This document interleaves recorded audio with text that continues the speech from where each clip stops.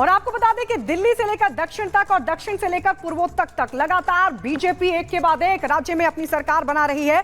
कल एनडीए की सरकार आंध्र प्रदेश में बनी और शाम होते होते उड़ीसा में भी बीजेपी ने अपनी सरकार बना ली। और आज आपको बता दें, आज अरुणाचल प्रदेश में बीजेपी तीसरी बार सरकार का गठन करने जा रही है। यानी कुल मिलाकर के अगर देखें तो लगातार बीजेपी हर राज्य में सरकार बना रही है। लेकिन इंडी अभी भी मुगालते में है। अब इंडी के नेता ये दावा कर रहे हैं कि दरअसल महाराष्ट्र में खेला होने वाला है। इस दावे में कितना सच है, रिपोर्ट देखिए।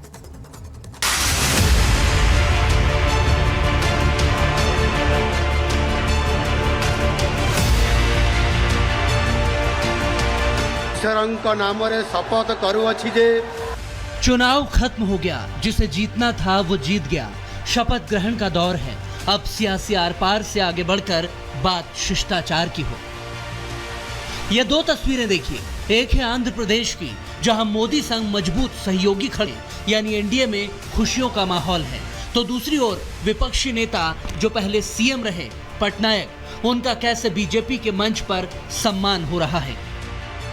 बात एक एक की करेंगे। पहले जिक्र आंध्र प्रदेश का, जहां एनडीए जीत का परचम लहरा चुका है। चंद्रबाबू चौथी बार सीएम बने तो बधाई देने उनके शपथ ग्रहण में खुद मोदी पहुंच गए। नायडू ने गुलदस्ता देकर स्वागत किया, झुककर प्रणाम किया तो मोदी ने नायडू को गले लगा लिया। शपथ के साथ ही नायडू अब आंध्र प्रदेश संभालेंगे और मोदी को केंद्र में पूरा सपोर्ट करेंगे। नारा चंद्रबाबू नायडू अने नेनु। नायडू के शपथ ग्रहण के उसी मंच पर थे जनसेना के अध्यक्ष पवन कल्याण। डिप्टी सीएम बने हैं, लेकिन जब मोदी से मिले तो अलग अंदाज दिखा। मोदी के कान में कुछ कहते हैं। मोदी पवन कल्याण का हाथ पकड़कर आगे ले आते हैं। साथ में होते हैं सुपरस्टार चिरंजीवी। मोदी दोनों भाइयों का हाथ पकड़कर एक साथ उठाते हैं और जो केमिस्ट्री दिखती है वो देखने लायक है।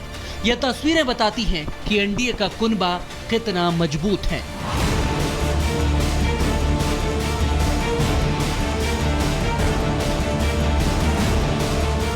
सम्मान सिर्फ अपनी पार्टी या अपने गठबंधन के प्रति नहीं है, क्योंकि आंध्र से सैकड़ों किलोमीटर दूर ओडिशा के भुवनेश्वर की इन तस्वीरों को देखिए, जहां बीजेपी से पहली बार सीएम बन रहे मोहन मांझी का शपथ ग्रहण था। मंच पर बीजेपी के बड़े बड़े दिग्गज मौजूद थे। अमित शाह, जेपी नड्डा, गडकरी, धर्मेंद्र प्रधान और कई राज्यों के मुख्यमंत्री। लेकिन विपक्ष के नेता का भी कैसे सम्मान होना चाहिए, ये इस तस्वीर में दिख रहा है। पूर्व सीएम पटनायक जैसे ही आते हैं तो सारे दिग्गज खड़े होकर उनका स्वागत करते हैं। पटनायक को लेने खुद अमित शाह उठकर जाते हैं, हाथ पकड़ते हैं और सम्मान के साथ उन्हें मंच पर लाते हैं।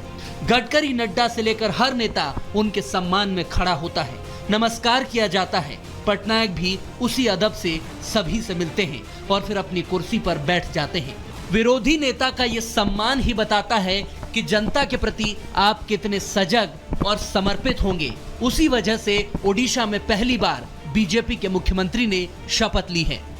मु विधि द्वारा प्रतिष्ठित भारतर संविधान प्रति श्रद्धा और निष्ठा रखिबी। मांझी की शपथ के मौके पर पटनायक से मोदी भी अलग अंदाज में मिले। दोनों काफी देर तक बातें करते रहे। अब राजनाथ सिंह की इन तस्वीरों को देखिए। उन्हें जैसे ही पता चला कि पटनायक भी मंच पर मौजूद हैं, वो तेजी से उनके पास जाते हैं और मिलते हैं। विपक्ष की भूमिका लोकतंत्र में कितनी है, उसका सम्मान कितना है, ये सत्ता पक्ष करता है। लेकिन सत्ता पक्ष के प्रति विपक्ष की भी जिम्मेदारी सिर्फ विरोध नहीं बल्कि सम्मान की होती है। यह शायद केंद्र का विपक्ष भूल गया है, या फिर तीसरी बार मोदी से हारकर इतनी कटुता बढ़ गई है कि सार्वजनिक बधाई देना तो दूर, नए नए शिगुफे छोड़े जा रहे हैं। नतीजों के बाद भी हार की मायूसी में जीत के ख्वाब देखे जा रहे हैं। वाराणसी में जान बचा के निकले हैं प्रधानमंत्री, और मैं आपको कहता हूं और बहन से कह रहा हूं, अगर ये लड़ जाती वाराणसी में, अगर ये लड़ गई होती तो आज हिंदुस्तान के प्रधानमंत्री 2-3 लाख वोटों से वाराणसी का चुनाव हार जाते। मुंगेरी लाल के हसीन सपने हैं, जिसे देखना हो देखें। सियासत में कोई किसी को रोक तो पाएगा नहीं, लेकिन क्या मोदी से हारने के बाद इंडिया अलायंस में भी कोई रुकेगा नहीं? ये बात महाराष्ट्र की सियासत में सबसे ज्यादा उठने लगी है। महाविकास अघाड़ी में एक बार फिर से सियासी ड्रामा देखने को मिल रहा है, क्योंकि लोकसभा चुनाव की तरह विधान परिषद की 4 सीटों पर भी उद्धव ठाकरे गुट ने बिना गठबंधन को बताए उम्मीदवारों की घोषणा कर दी, जिसे लेकर कांग्रेस में अब खासी नाराजगी है। कांग्रेस के प्रदेश अध्यक्ष नाना पटोले विरोध जता रहे हैं।